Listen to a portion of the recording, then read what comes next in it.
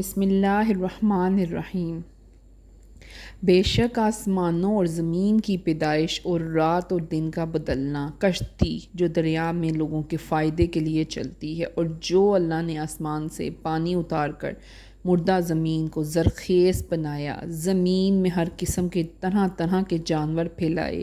ہواؤں کی گردش اور وہ بادل جو آسمان اور زمین کے بیچ میں حکم کے بندھے ہوئے ہیں، ان سب میں عقل والوں کے لیے نشانیاں ہیں۔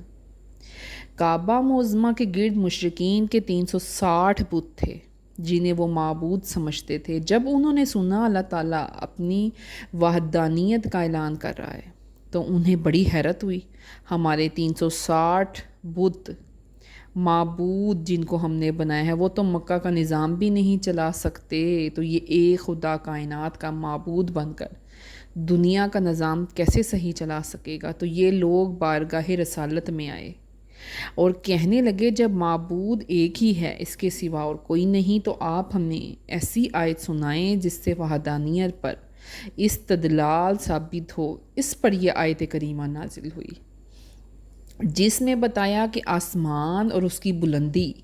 اس کے بغیر ستون کے کھڑے ہونا، آسمان کو ایک علاقے کی طرح قائم کرنا جس میں سب کچھ موجود ہو جس میں جیسے آفتاب، ماہتاب، ستارے وغیرہ، یہ تمام، اور زمین میں پھر اس کی درازی،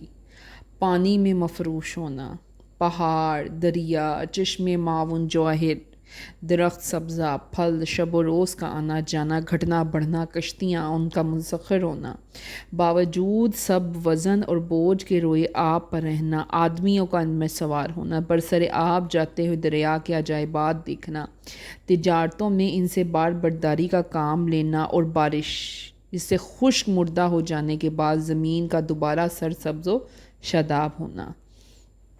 تازہ زندگی لینے کے لیے زمین کو طرح طرح کی اقسام کے جانوروں سے بھر دینا جن میں بے شمار عجائب و حکمت ہے۔ اسی طرح ہواؤں کی گردش، اس کے خواص، پھر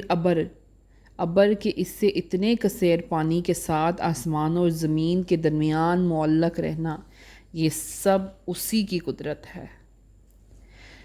حضرت سعید بن جبیر رضی اللہ تعالیٰ عنہ فرماتے ہیں کہ قیامت کے دن اللہ تعالیٰ ان لوگوں سے جو بتوں کی محبت میں تباہ ہو گئے ہیں فرمائے گا، اگر تم کو بتوں سے سچی محبت ہے تو ان کے ساتھ اب جہنم میں بھی جاؤ، وہ صاف انکار کر دیں گے اور ہرگز نہ جائیں گے۔ اور اگر یہ ظالم وہ وقت دیکھیں جب کہ عذاب ان کی آنکھوں کے سامنے آئے گا، اور بے شک سارا زور و قوت خدا کو ہے، یہ کہ اللہ کا عذاب شدید ترین عذاب ہے۔ یہ قیامت کے دن کا حال ہے جب مشرکین اور ان کے پیشوا جنہوں نے انہیں ترغیب دی تھی کہ ایک جگہ جمع ہوں گے اور عذاب نازل ہوتا ہوا دیکھ کر ایک دوسرے سے بیزار ہو جائیں گے، یعنی بروز قیامت اللہ تعالیٰ عز و جل ان کے اعمال کی صورت اور ان کے برے اعمال ان کے سامنے کرے گا تو انہیں حسرت ہی حسرت ہوگی اور پچھتائیں گے کہ ہم نے ایسا کیوں کیا۔ جنت کے مقامات دکھا کر ان سے کہا جائے گا کہ اگر تم اللہ عز و جل کی فرما برداری کرتے تو یہ تمہارے لیے تھا، پھر وہ مساکین و منازل و مومنین کو دیے جائیں گے، اس پر بھی انہیں حسرت و ندامت ہوگی۔